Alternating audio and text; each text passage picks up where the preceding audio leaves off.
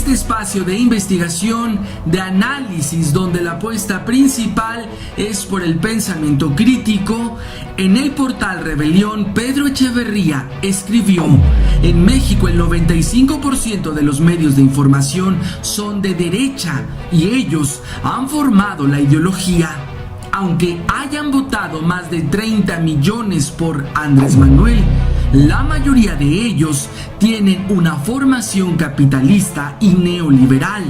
Y pregunto, en caso de un golpe de Estado contra López Obrador, ¿saldrá el pueblo a las calles para reinstalarlo, como sucedió con Chávez en 2002 y probablemente con Evo? Entonces, hablemos del golpismo, el mediático y el militar. En ambos está la mano de Salinas de Gortari.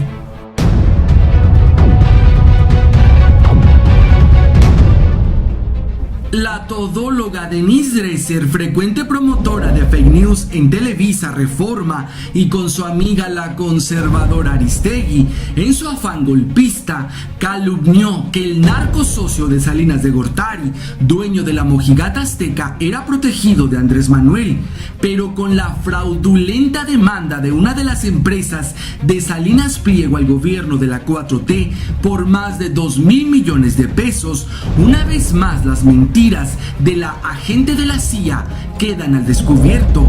Y eso que meses atrás AMLO ya le había cancelado megaproyecto minero.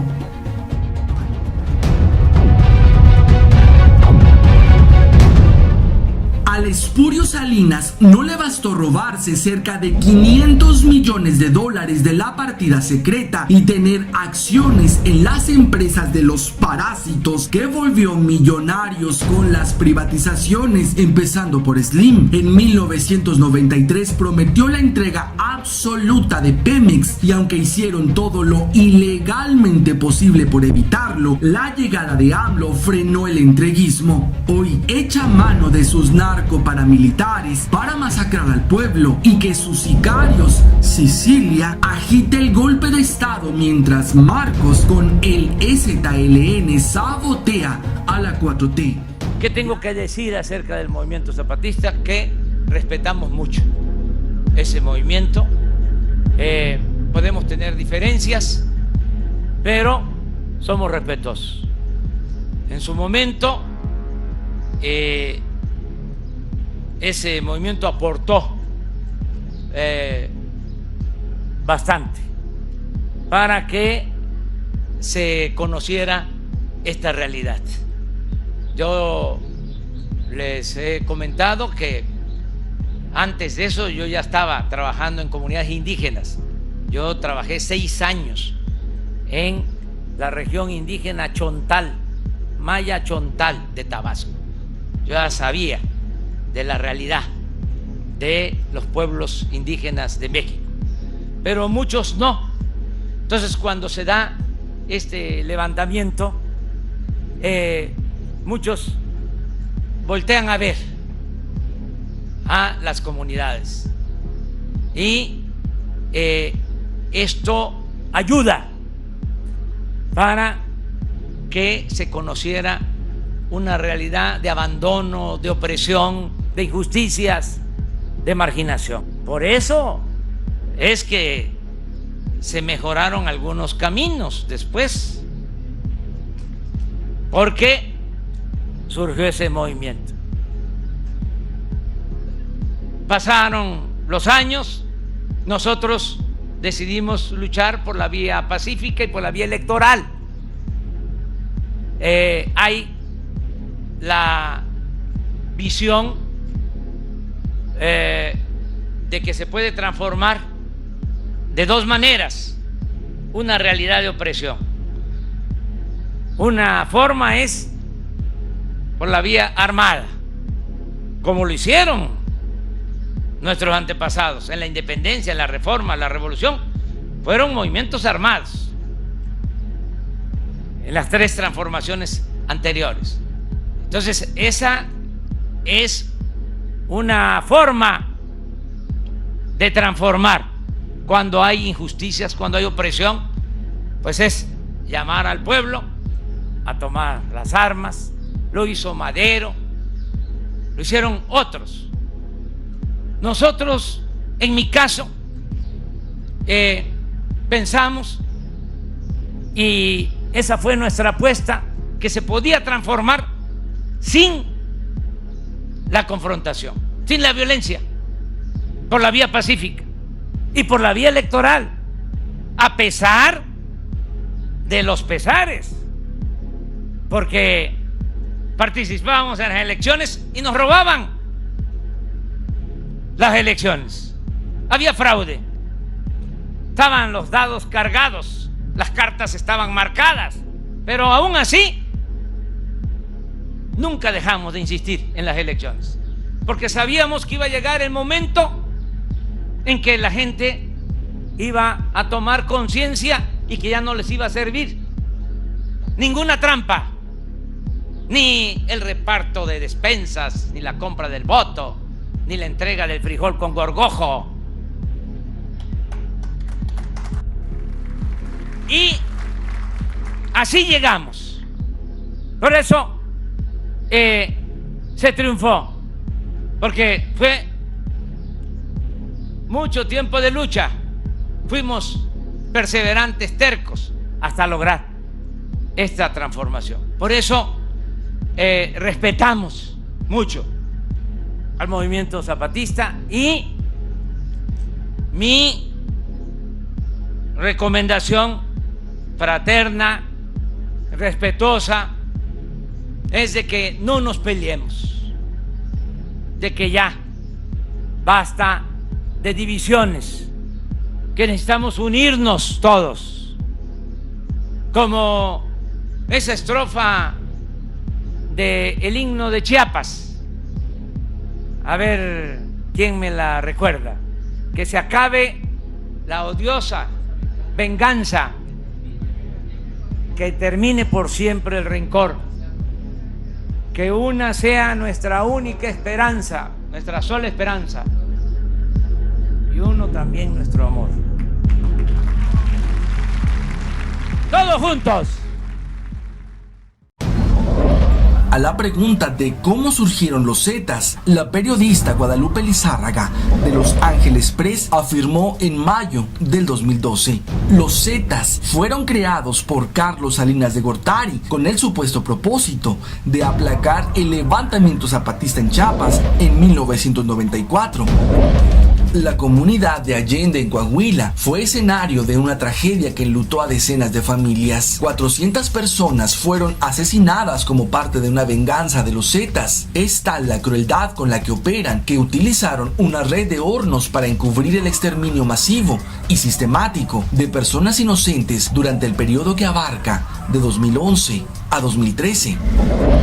Los Zetas tenían el dominio completo de todos los aspectos del proceso gubernamental y de la vida de los ciudadanos, incluyendo a los medios de comunicación. Sus atrocidades en Coahuila han permanecido mucho tiempo sin ser reportadas y documentadas por dependencias gubernamentales, locales, estatales, federales o internacionales. Los Zetas quemaron familias completas en hornos durante el exterminio de Allende.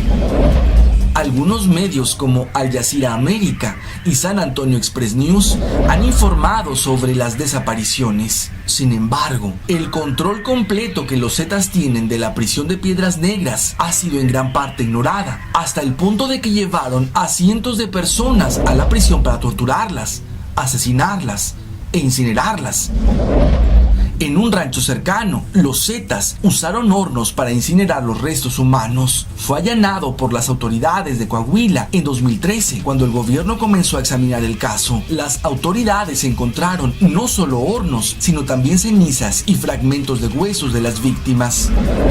Un año antes, los Zetas tuvieron una pelea con el exgobernador Humberto Moreira, quien ha sido señalado como cómplice de la organización durante su gobierno al solapar el trasiego de drogas. La ruptura derivó en el asesinato de su hijo en venganza por la muerte de un pariente cercano de Treviño Morales. Eso sucedió cuando Rubén Moreira Valdés decidió encarar a los Zetas. La nueva postura de Coahuila consistió en la creación de una unidad especial de la policía como los Gates, Ese grupo fue creado para erradicar a los Zetas. La de los Zetas no es la historia clásica de una privatización de la industria de la protección. Los Zetas no pasaron de ejercer la protección desde instancias públicas a hacerlo de manera privada. Su trayectoria vital ha sido bastante más compleja. Tampoco puede decirse que los Zetas hayan sido unos narcos en sentido estricto. Aunque realizaron algunas transacciones con drogas por cuenta propia, su función dentro de una organización empresarial de drogas no era la de comprar y vender sustancias ilegales. Solo su acceso fácil a la mercancía les permitía realizar operaciones de escala menor, pero su desconocimiento de grandes clientes y proveedores de la infraestructura en general les impidió convertirse en una empresa autónoma de drogas, unos narcos en toda regla.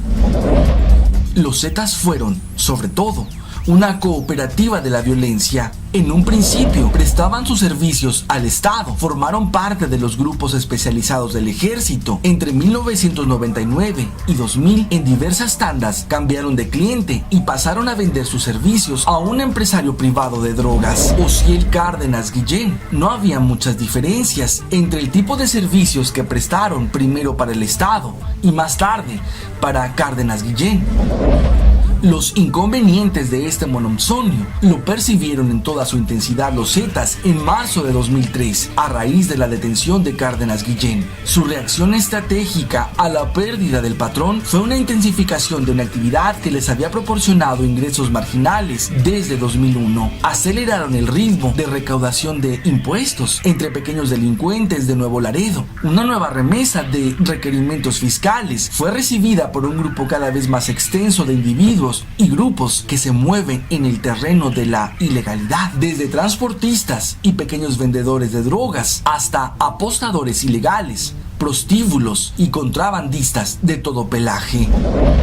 Tiempo después, los Zetas entraron en conflicto con los policías municipales, aduanales y estatales que dominaban el negocio de la protección. Comenzaron por vender protección en actividades notoriamente ilegales, como la venta de drogas o el contrabando, y continuaron en rubros cuya catalogación legal es cuanto menos difusa, como las salas de masaje y los bares, sometidos a cuantiosos y jugosos controles. El último paso, la venta de protección a negocios legales, en especial los vendedores de autos. La inmovilidad física de los negocios facilita su trabajo, los hace presas fáciles para las represalias. Los Zetas pasaron de ser un grupo de 40 sicarios reclutados por el entonces capo del narcotráfico, Osiel Cárdenas, entre desertores de cuerpos de élite del ejército, para constituirse en un cártel en sí mismo, con miles de integrantes y uno de los más violentos. Los Zetas ahora combaten contra las fuerzas de seguridad, de donde emergieron bien armados y entrenados con tácticas militares, al tiempo que batallan contra el cártel que les dio origen. Su propagación, a menudo en complicidad con policías, es uno de los principales dolores de cabeza del gobierno, porque no solamente compiten por rutas para introducir drogas a Estados Unidos con otras bandas, sino que tratan de crecer a través de secuestros y extorsiones. Según especialistas, los Zetas utilizan tácticas de contrainsurgencia aprendidas por sus miembros originales en escuelas militares de Estados Unidos, combinadas con el reclutamiento de violentas pandillas locales que aterrorizan a poblaciones enteras, donde cobran cuotas por protección. Es una organización paramilitar que ha tomado como modelo a los paramilitares colombianos. Generan terror en la población civil e inestabilidad política frente a autoridades locales y nacionales, dijo Adalberto Santana, autor del libro El narcotráfico en América Latina. Años atrás, cuando todavía formaban parte del Cártel del Golfo, los Zetas engrosaron sus filas con excaiviles, cuerpos de élite del ejército de Guatemala, entrenado para operaciones de contrainsurgencia y utilizados durante la guerra civil en ese país para perseguir a rebeldes de izquierda. Los Zetas han sido también el pretexto perfecto de los gobiernos del PRIAN para mantener la inventada guerra contra el narco en México, que en realidad es parte de un enorme negocio de contratistas militares estadounidenses que prestan servicios de asesoría, entrenamiento y venden armas. El inmenso inmenso poder de Salinas se explica por su astucia para enriquecer a prestanombres que se adueñaron de México, pero sobre todo por lo útil que ha sido a la oligarquía transnacional, en especial al Deep State.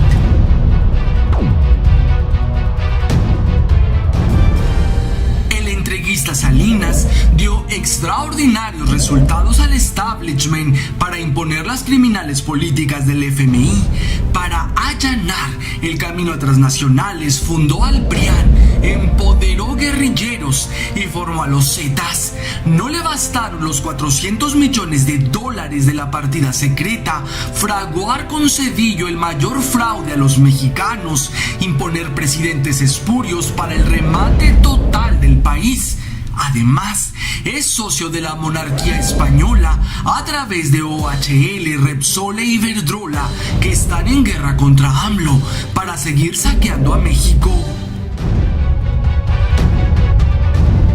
Títeres de Salinas vapulean al presidente. Desde los 90, Aguilar Camín recibía cheques de Los Pinos por al menos 3.5 millones de pesos. A través de los medios pendejea a AMLO por echar abajo jugosos negocios de la rata espuria, quien también contribuyó a que FEMSA amase una fortuna de más de $1,000 millones y desde el sector empresarial amenace que pagará el doble de su adeudo al SAT para sacar a López Obrador de Palacio. Y el narcomenudista de Salinas desde 2011, Alfaro, arrecia bravucón y politiquero su provocación contra Andrés Manuel.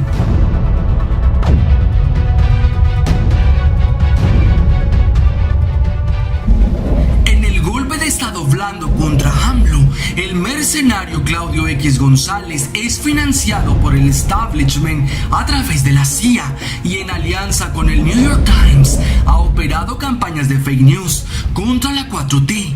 El periodismo crítico del señor X surgió para golpear a Peña por no concretar la privatización de la educación, negociazo que se le fue de las manos junto a su socio Azcárraga, por cierto, también involucrado en el tráfico de cocaína de Televisa en Centroamérica, que denunció y hoy calla como momia su colega Aristegui. Al igual que diversas paraestatales del Estado mexicano, convenientemente los gobiernos prianistas han literalmente hundido a Pemex. La intención era cumplir la promesa que Salinas de Gortari hizo en 1994 a los anglo-sionistas: entregarles por completo el petróleo mexicano en menos de 20 años. De Zedillo a Peña Nieto, los lacayos del sistema dejaron morir petróleos mexicanos con la intención de privatizar el principal recurso del país a cambio de buenas tajadas económicas que garantizaran la opulencia de por vida a los prianistas. Junto con Zedillo, gestó el mayor fraude a los mexicanos con el FOBAPROA, coordinó a exmilitares para formar a los Zetas, continuó moviendo las piezas del narcotráfico con Vicente Fox, ordenó reformas desde Calderón y fue el principal artífice para imponer a su ahijado político, el títere Peña Nieto, para consumar su neoliberalismo entreguista y cumplir sobre todo la promesa de entregar el petróleo a los anglo-sionistas. El pacto que hizo Salinas con su amigo Fernández de Ceballos en 1988 para configurar de forma extraoficial al PRIAN no solo fue para controlar entre ambos partidos la política en México, fue también consumar el propósito para el que fue creado el Partido Acción Nacional: arrebatarle al Estado Pemex y dar inicio a una andanada de reformas estructurales neoliberales que permitieran la entrega absoluta del país a cambio de la pobreza de millones de mexicanos. Y es que el neoliberalismo prianista no está planeado para servir a la mayoría. A esta la explotan. Solo es útil para una capa muy privilegiada de la sociedad, y es que la fórmula para reventar a México es sencilla: más pobreza, mayor violencia. No hace falta ser un estadista para entender que un paliativo a los problemas de un país sumido en la barbarie es proporcionar al pueblo empobrecido el mínimo de desarrollo humano. El portal de Los Ángeles Press advirtió en 2013: con Pemex vendido a manos privadas, México se quedará sin el 60% del gasto social que aún proviene del petróleo. Esto significa que de un plumazo, tantos más millones de personas en este territorio sufrirán el aumento imbatible del costo de la salud, la educación y los servicios públicos como el agua, el gas y la electricidad. Tal encarecimiento ocasionará que muchas empresas medianas y grandes eliminen trabajadores de sus nóminas o dejen de contratarlos para sanar el bache de sus ingresos. Aumentará la carencia, la pobreza, cundirá la desesperación. Andrés Manuel López Obrador declaró: el pacto por México fue la envoltura para esto. El pacto contra México se resume en la privatización del petróleo. Estamos hablando del mejor negocio del país. Salinas es quien está detrás de Peña Nieto. Salinas es inteligente para la maldad, pero Peña es inconsciente. Es un personaje escenográfico, frívolo, incapaz de entender lo que son estos procesos. Una mentalidad menos que de derecha, más superficial, más de un junior. Declaraciones que se tomaron incluso con burla, pero era verdad. Con Carlos Salinas de Gortari como jefe del clan, la debacle de Pemex fue la tormenta perfecta para que el salinismo tomara por asalto al barco. La llegada del cuñado de Salinas de Gortari, José Antonio González Anaya, a la dirección de Pemex, consolidó al grupo salinista. Fue durante el proceso de negociación del Tratado de Libre Comercio de América del Norte que Salinas de Gortari ofreció a su contraparte de Estados Unidos, George Bush padre, abrir la industria petrolera mexicana a la inversión extranjera. En el sexenio de Carlos Salinas de Gortari, el proyecto neoliberal se fue profundizando y se plantearon con más claridad los principales postulados de la política económica gubernamental y se fue definiendo con mayor descaro el rumbo antinacional y antipopular. Salinas vendió empresas del Estado con el argumento de que había que vender bienes para remediar males, que con los ingresos provenientes de esas ventas se resolverían problemas fundamentales para el pueblo: agua potable, drenaje, alcantarillado, vivienda, etc. Para el saqueo, Salinas de Gortari reformó la Constitución en el artículo 27 para dar fin al reparto agrario, privatizar los ejidos y propiciar la compra de tierra por parte de los capitalistas nacionales y extranjeros, y al artículo 28 para dar autonomía al Banco de México. El TLC con Salinas profundizó la apertura comercial iniciada en el sexenio anterior, la privatización de grandes y productivas empresas estatales como los bancos y la telefonía. A partir de la política del sexenio de Salinas, se prometió un crecimiento sostenido de la economía del 6% y reducir la inflación a un dígito, porcentaje semejante a los que tienen los otros integrantes del tratado, Estados Unidos y Canadá. Pero jamás se cumplió. Salinas de Gortari representa una de las peores tragedias que han podido sucederle al pueblo mexicano. Desde su espurio gobierno, condenó a México a la pobreza de millones de personas en favor del neoliberalismo genocida. Ha sido principal responsable de la aplicación del modelo económico anglosionista trazado para nuestro país. Nunca se fue, siempre estuvo ahí.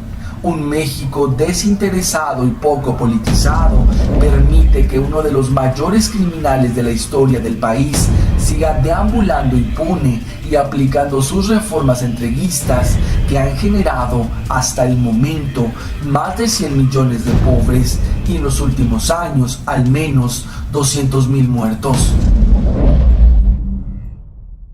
Un país con tanta corrupción, lo más importante es que haya servidores públicos honestos, de esos que prefieren dejarle a sus hijos pobreza, pero no deshonra. Esto es muy importante porque en el periodo neoliberal se elevó siempre lo digo, a rango supremo, la técnica, la economía, por ejemplo. Bueno, Salinas de Harvard, doctor en Harvard, nada menos que el padre de la desigualdad moderna. Después de 36 años, lograr el mayor aumento al salario mínimo, sí, es para decir tengan, para que aprendan, lo que significa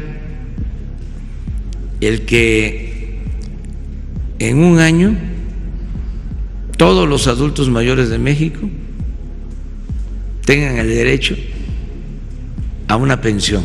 Niñas, niños, pobres, que también tienen su pensión.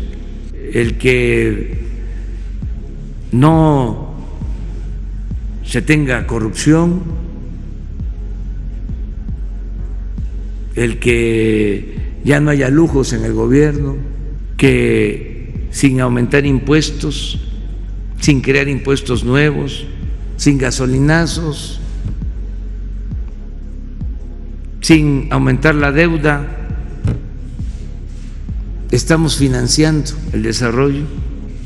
Es la obra de todo un pueblo, no es asunto de un solo hombre, de un dirigente, es lo que estamos haciendo entre todos.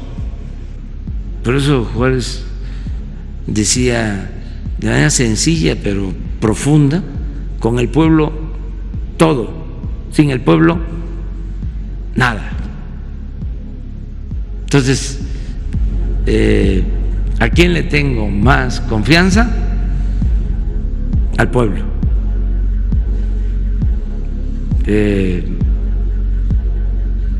Es nuestro ángel de la guarda. Los corruptos prianistas han sido simples peones desechables del poder económico, pero uno de ellos ha resistido y es pieza clave del holocausto neoliberal que azota a México.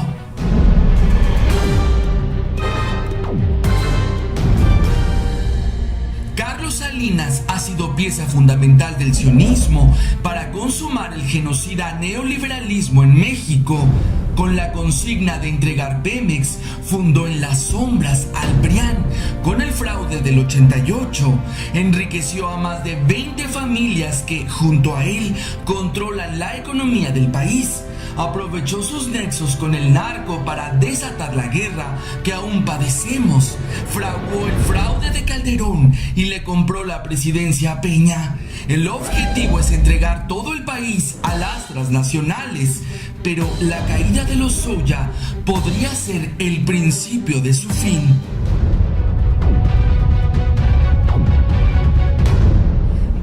No hay dictadura, persecución o censura que prostitutas de la pluma siguen deambulando cínicamente en la escena pública como Krause, quien ideó un modelo de negocios para intentar legitimar a espurios presidenciales a través de editoriales que manipulaban el pasado y el presente en complicidad con Televisa, sin los cientos de millones del erario ni patrocinio de empresarios y políticos. Después de su fallida Operación Berlín, se dice preocupado por el INE y la democracia a modo, que le dio fama e inmensa fortuna.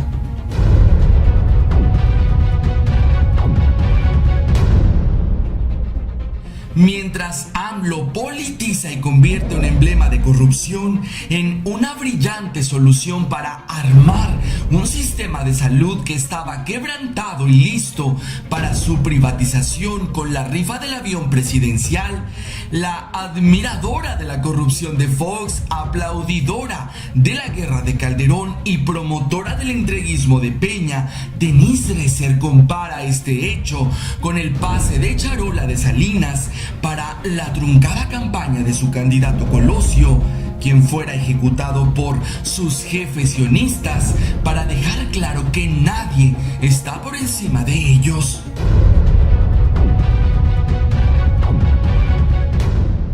El cártel de narcotráfico en Televisa, comandado por los Azcárraga, se remonta a inicios de los 70s.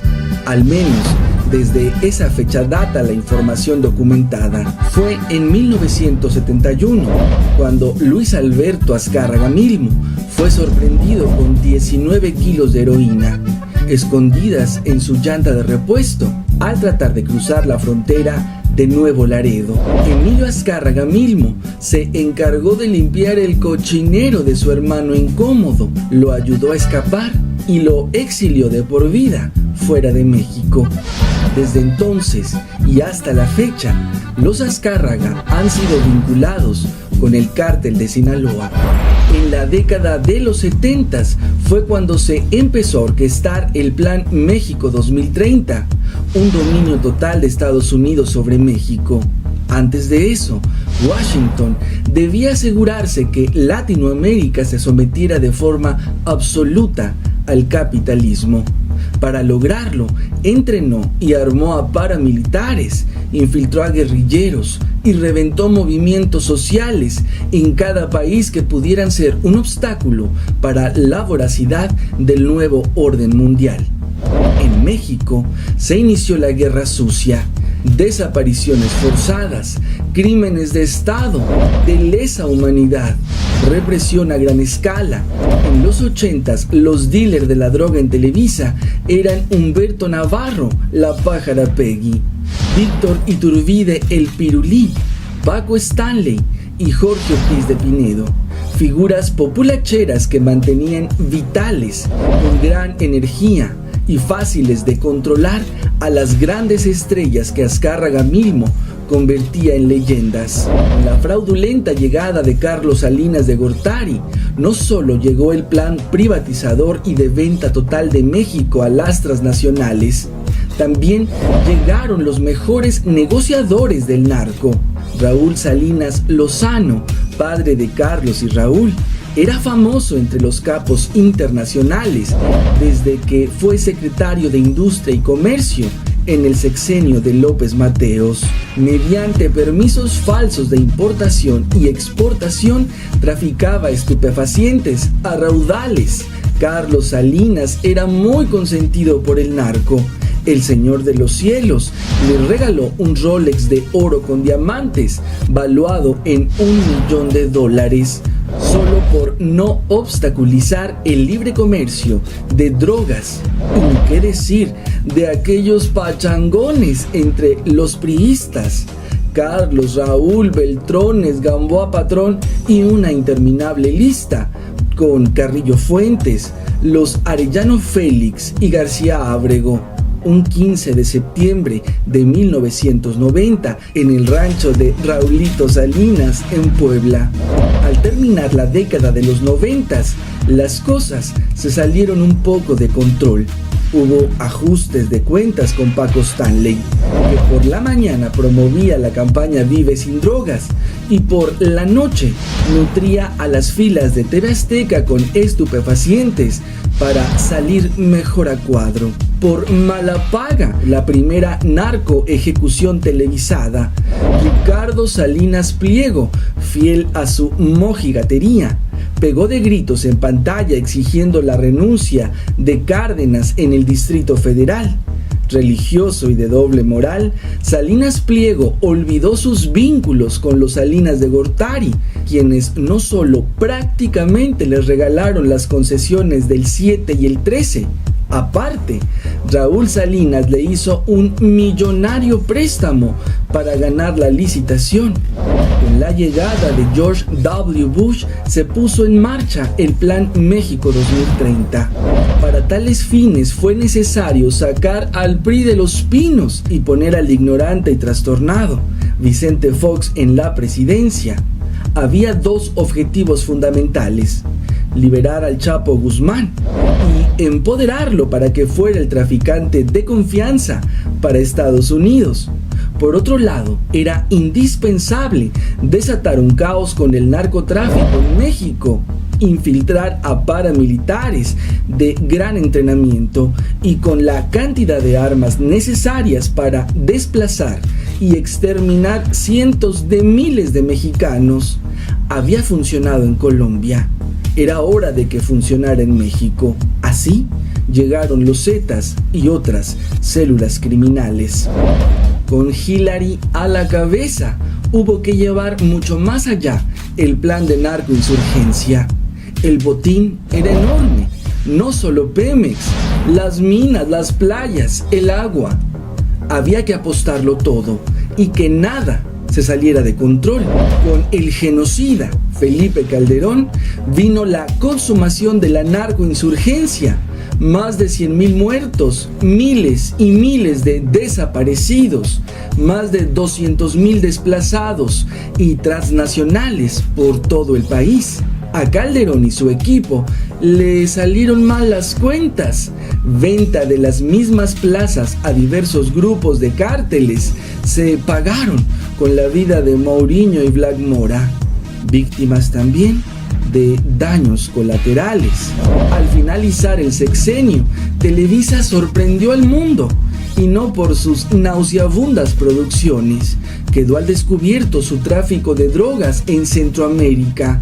Camionetas del Canal de las Estrellas en Nicaragua, con $9 millones en efectivo y residuos de cocaína, exponían a Amador Narcia, Claudio X González y otros altos ejecutivos de la empresa como los jefes de jefes, escándalo internacional que solo pudo minimizarse sacrificando a una de sus máximas estrellas, la diva de la banda, Jenny Rivera, que pagó unas cuentitas pendientes con los Zetas, y el cártel de Televisa le sacó jugo a la grupera, no solo como cortina de humo, altos ratings, millonarias ganancias en venta de discos y sin fin de especiales en el Canal 2.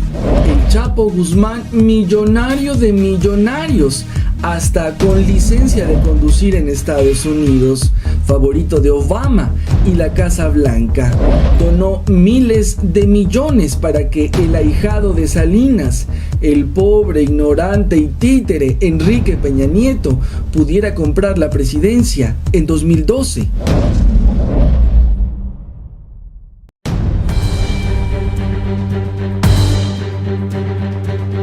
La detención de Juan Collado, del cártel de abogados de la mafia del poder, amigo de las más renombradas lacras, acelera la caída de los sicarios políticos de la élite económica. Collado ya inculpó a Salinas y Peña por lavado. Javidú también ofrece revelar corrupción, al igual que el prófugo Lozoya. Ahora van tras Videgaray, pero en todos esos casos el pez gordo es Salinas.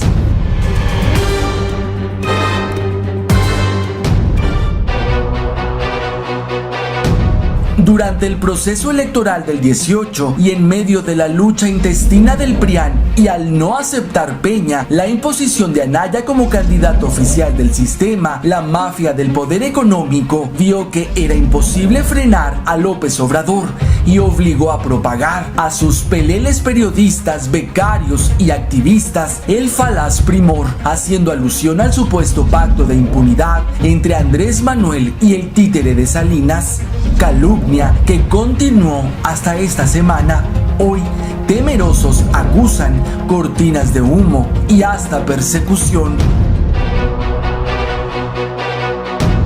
La derecha tergiversó las intenciones de Andrés Manuel.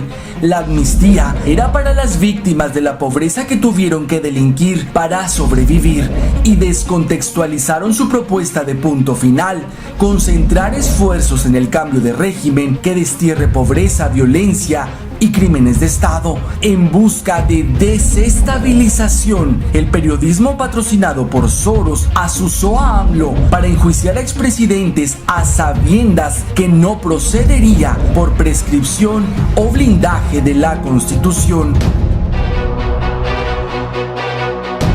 El personero del Poder Económico, Claudio X González, movilizó a sus becarios para hacer eco en medios chayoteros del riesgo de tener un fiscal propuesto por el presidente. Querían a su fiscal carnal, emanado de la hipócrita y corrupta sociedad civil. Poco a poco van entendiendo que López Obrador no cede al chantaje, fiel a sus principios, está cumpliendo no ser el poder de los poderes, no recurre a quinazos y menos obstaculiza procesos judiciales de la independiente FGR, donde ellos ya no mandan. Comprobado está que no había pacto de impunidad, que AMLO no es igual a todos y es congruente con sus acciones. Estamos frente al momento histórico donde un gobierno legítimo no abusa de su poder y no obstaculiza la justicia ni solapa la impunidad. El veredicto estará en manos del Poder Judicial. Añejos súbditos del poder económico y político hoy tienen libertad para actuar. Soy Hugo Saab y les agradezco la amabilidad de ver, comentar y compartir esta editorial en pro del pensamiento crítico.